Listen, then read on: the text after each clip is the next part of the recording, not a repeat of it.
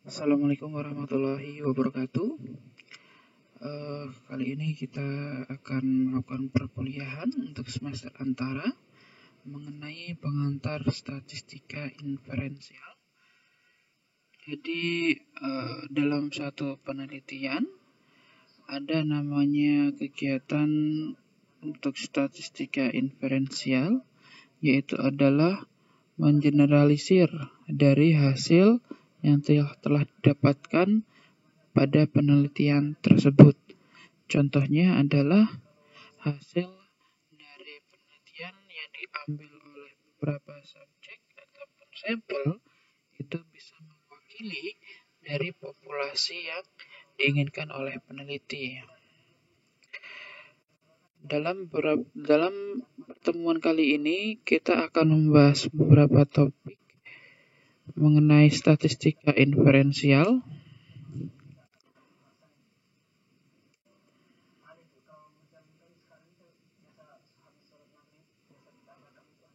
Yang pertama adalah mengenai pengertian, yang kedua adalah jenis statistik, populasi sampel, hipotesis, dan tingkat kepercayaan. Masuk dalam pengertian, yang dimaksud dengan statistik inferensial adalah statistik yang digunakan untuk mengeneralisasikan data sampel terhadap populasi yang diinginkan.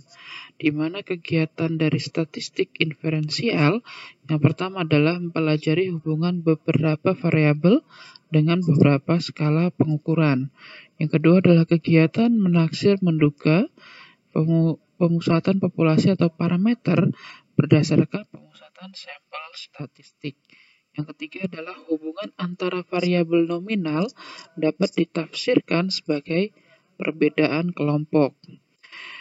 Masuk ke dalam jenis statistik. Secara umum, statistik dibedakan menjadi dua, yaitu adalah statistik parametrik dan statistik non-parametrik. Ya, lebih mudahnya mahasiswa mungkin bisa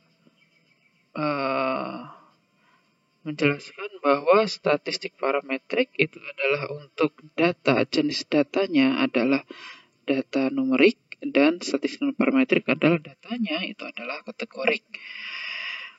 Nah, masuk dalam statistik parametrik ya, di mana merupakan statistik bagian dari statistik inferensial yang mempertimbangkan nilai dari satu atau lebih parameter populasi dan digunakan untuk menguji hipotesis yang variabelnya terukur atau dapat dinilai. Contohnya yaitu adalah berapa rata-rata nilai HB pada ibu hamil di desa X.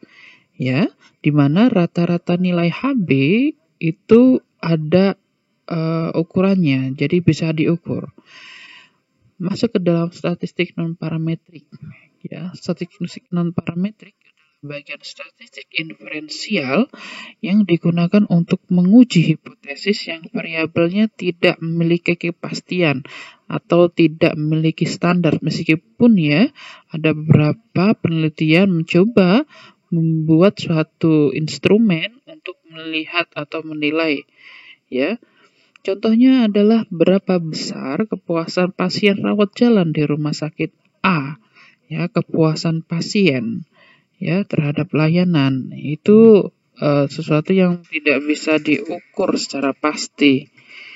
Kemudian berikutnya, untuk lebih mudahnya sudah dijelaskan bahwasanya statistik untuk menentukan apakah parametrik atau non parametrik, ya. Kita biasanya menjelaskan dalam penyusunan dari proposal penelitian itu di metode penelitian. Kita lihat dari pertama adalah mengenai jenis datanya. Jenis datanya dia adalah nominal atau ordinal, ataukah interval atau rasio. Di mana nominal ordinal itu adalah dari penelitian kategorikal atau jenis data kategorikal. Jadi dia masuk statistik non parametrik. Sedangkan untuk yang interval rasio ya, itu numerik ya, masuk ke dalam statistik yang parametrik. Nah, kalau misalkan dia sudah masuk dalam statistik parametrik, kita melihat jumlah variabelnya. Variabelnya apakah ada satu variabel saja? Ya, kalau misalnya satu variabel saja itu menggunakan analisisnya adalah analisis univariat. Kalau jumlah variabelnya 2, itu bisa menggunakan analisis bivariat. Kalau jumlah variabelnya lebih dari 2, itu masuk dalam analisis multivariat. Masuk ke dalam populasi sampel. Sebenarnya inti dari statistik inferensial adalah mendeskripsikan sampel untuk mewakili dari populasi yang diinginkan. Jadi definisi dari populasi itu sendiri adalah merupakan generalisasi yang terdiri atas objek ataupun subjek ya yang mempunyai kualitas dan karakteristik tertentu yang ditetapkan oleh peneliti ya untuk dipelajari dan kemudian ditarik kesimpulannya. Jadi mewakili dari keseluruhan subjek penelitian. Sedangkan sampel ya ataupun subjek itu adalah sebagian untuk diambil dari keseluruhan objek atau subjek yang diteliti dan dianggap mewakili seluruh populasi. Bagaimana cara memilih sampel? Ada beberapa cara. Kemudian ini yang dimaksud dengan inti dari perkuliahan kali ini dalam pengantar statistik inferensial, itu di mana merupakan melakukan kegiatan generalisasi atau inferensial, di mana proses ini dapat diperoleh dari hasil statistik, ya, hasil statistik dari beberapa sampel ataupun subjek yang diteliti. Nah, untuk penentuannya itu ada namanya teknik sampling, gitu kan. Dari populasi ini kita ingin menginginkan hipotesisnya seperti apa, kemudian kita melakukan teknik sampling untuk diambil sampel yang bisa mewakili dari populasi yang kita tuju. Terus kemudian ini ada beberapa contoh untuk teknik sampling, di mana yang pertama itu adalah simple random sampling. Jadi simple random sampling ini di mana semua elemen itu dipertimbangkan dan setiap elemen itu mempunyai peluang yang sama untuk terpilih sebagai sampel atau subjek. Ya, kalau simple random sampling itu dia mempunyai tingkat generalisasi yang cukup tinggi dibandingkan dengan metode-metode yang lain. Yang kedua adalah systematic sampling, di mana setiap elemen populasi diambil sebagai sampel dimulai secara random berdasarkan rangka populasi. Contohnya adalah kita ingin melakukan penelitian mengenai dengan subjeknya adalah mahasiswa fakultas kedokteran contohnya.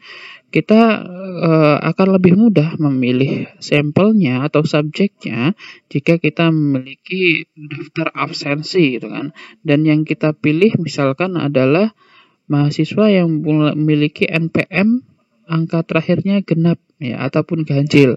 Itu yang jadikan sampel populasi contohnya. Ya, jadi lebih mempermudah untuk pengambilan sampel atau subjek. Kemudian yang kedua adalah stratified, di mana populasi dikelompokkan berdasarkan heterogenitas anggota.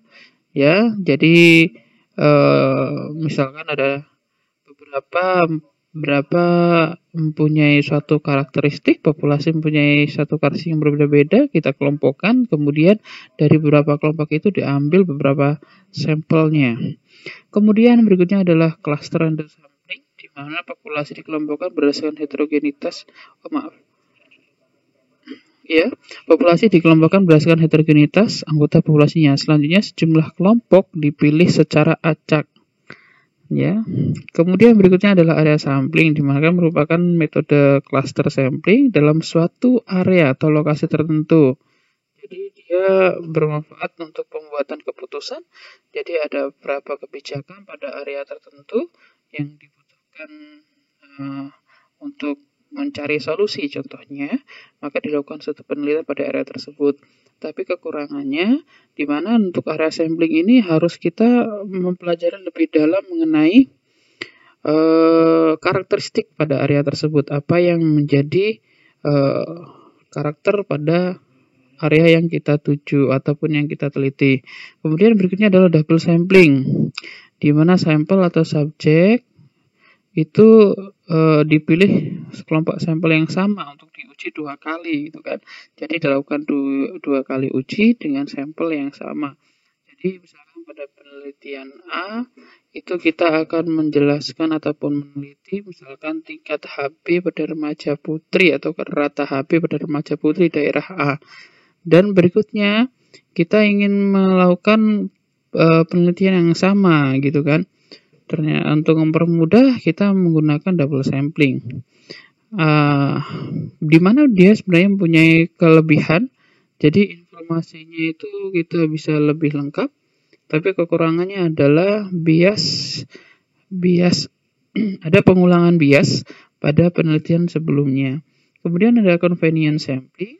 Jadi convenience sampling itu adalah setiap anggota populasi yang ada dapat dipilih sebagai sampel. Contohnya kita ingin lagi ya lebih gampangnya ya. Kita ingin melihat penelitian mengenai ASI eksklusif gitu kan dalam satu daerah tertentu. Dan kita ingin mencari sampelnya menggunakan convenience sampling ya. Jadi yang kita lihat itu adalah yang hadir pada saat misalkan kita mengambil sampelnya pada saat ada kegiatan posyandu gitu kan. Jadi sampelnya aja itu yang kita ambil itu adalah yang hadir pada saat posyandu tersebut ya. Sampai jumlah sampel yang diharapkan terpenuhi. Kemudian adalah judgment sampling, di mana subjek itu dipilih berdasarkan pertimbangan dari peneliti. Jadi peneliti sudah punya beberapa pertimbangan untuk memilih subjek tersebut. Masuk tadi dalam teknik sampling, sekarang masuk mengenai hipotesis ya. Jadi dalam satu penelitian itu yang paling penting adalah selain dari teknik sampling, salah satunya adalah hipotesis, di mana hipotesis itu melakukan dugaan sementara terhadap pertanyaan-pertanyaan penelitian. Ya, pertanyaan-pertanyaan penelitian itu adalah bersumber sebenarnya dari rumusan masalah penelitian gitu kan. Kita sering mendengar mengenai HO ya, ataupun H0 gitu kan. Apa yang maksudnya H0? Sebenarnya H0 itu atau HO itu adalah hipotesis yang bersifat netral. Ya. Netral artinya adalah contohnya misalkan dalam satu penelitian itu tidak ada beda, tidak ada hubungan ataupun yang lainnya.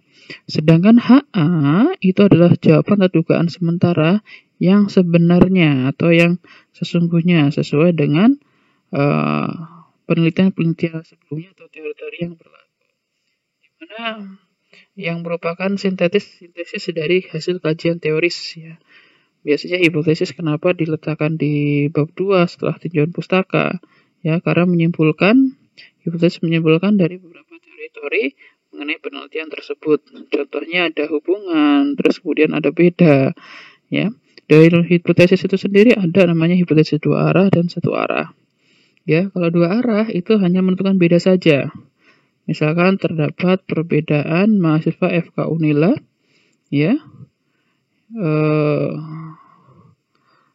Terdapat perbedaan mahasiswa FK Unila dalam IPK gitu kan, pada proses pembelajaran daring atau tidak, atau sebelum pembelajaran daring. Misalkan cuma lihat bedanya aja, tapi kita tidak melihat apakah yang daring itu lebih baik ataukah lebih jelek gitu kan. Sedangkan untuk yang satu arah itu menentukan kelompok lebih baik. Misalkan mengenai yang tadi, jadi pengaruh pembelajaran daring ya, ataupun ada beda dari pembelajaran daring itu ternyata memiliki mengaruhi dari nilai IPK yang lebih baik gitu kan dibandingkan yang tidak belajar daring, misalkan saja seperti itu contohnya. Jadi yang satu untuk 2 arah itu adalah hanya untuk lihat bedanya saja. Untuk yang 2 arah untuk melihat bedanya saja. Untuk yang 1 arah itu melihat apakah lebih baik atau lebih buruk gitu kan. Berikutnya adalah jenis hipotesis. Ada 3 jenis hipotesis. Yang pertama adalah deskriptif, yaitu adalah dugaan atau jawaban sementara terhadap permasalahan yang bersifat deskriptif atau permasalahan yang berhubungan dengan variabel tunggal saja. Terus kemudian yang komparatif itu adalah dugaan atau jawaban sementara terhadap rumusan masalah yang sifatnya untuk menjawab pertanyaan perbandingan. Ya, namanya komparasi ya. perbandingan atau komparasi antara dua variabel. Sedangkan asosiasi atau asosiatif itulah jawaban sementara terhadap perumusan masalah yang di dalamnya untuk menjawab pertanyaan adakah hubungan antara dua variabel penelitian. Jadi berdasarkan bentuknya, hipotesis itu dibagi menjadi 3. Sekarang masuk ke dalam tingkat kepercayaan atau confidence interval. Apa aja dimana confidence interval atau tingkat kepercayaan atau risk level? Itu merupakan suatu gagasan mengenai suatu populasi. Jika secara berulang-ulang ditarik sampel, maka nilai rata atribut yang diperoleh dari sampel-sampel tersebut sejajar dengan nilai populasi yang sebenarnya. Jadi menggambarkan dari hasil penelitian dari populasi sampel tersebut bisa menggambarkan populasi yang sebenarnya. Contohnya, kita sering melihat tingkat kepercayaan 95%. Jadi dalam data terdistribusi normal, 95% nilai-nilai sampel berada dalam 2 simpang baku atau standar deviasi dalam 2 simpang baku. Jika 95%, maka 95 dari 100 sampel akan punya nilai populasi yang sebenarnya dalam spesifikasi yang telah ditentukan sebelumnya. Ada kalanya bahwa sampel yang diperoleh tidak mewakili populasi yang sebenarnya. Tingkat kepercayaan berkisar antara 99% dan 90% itu yang terendah gitu ya. Dalam analisis SPSS ya atau analisis untuk statistik ya, itu biasanya tingkat kepercayaan secara default ya ataupun sudah tersistem itu adalah 95%. Masuk dalam signifikansi ya. Signifikansi itu adalah tingkat ketepatan atau presisi dalam kaitannya dengan kesalahan pengambilan sampel atau sampling error ya. Jadi kesalahan dalam pengambilan sampel itu kita bisa lihat dari tingkat signifikansinya. Sering digunakan dengan persentasenya misalkan 1% ataupun 5% ya. Jadi signifikansi ini, jangkauan ini sering diekspresikan dengan menggunakan poin-poin persentase ya, misalnya 1% atau 5%. Contohnya, hasil menunjukkan 50% pasien sudah menerapkan diet yang direkomendasikan dengan tingkat ketepatan kurang lebih 1%. Ya, maka dapat disimpulkan bahwa 59% dan bahwa 49% dan 51% ya, bukan 59 dan 61 tapi 49% dan 51% dari pasien tersebut menjadi populasi yang sudah mengadopsi diet tersebut. SPSS biasanya secara default itu signifikansinya adalah 0,05 ataupun 5%. Seperti ini. Contoh ya. Jadi dalam satu penelitian itu mempunyai kesalahan 5% dalam pengambilan samplingnya dan tingkat kepercayaannya adalah 95%. Jadi jika ada populasi 100 orang, maka penelitian tersebut hanya sesuai dengan 95 orang dan 5 orang tersebut kemungkinan masuk dalam penyimpangan. Baik, itu saja pengantar statistik inferensial dari saya. Mohon maaf jika ada kekurangan atau kesalahan dalam saya menyampaikan. Saya akhiri. Wassalamualaikum warahmatullahi wabarakatuh.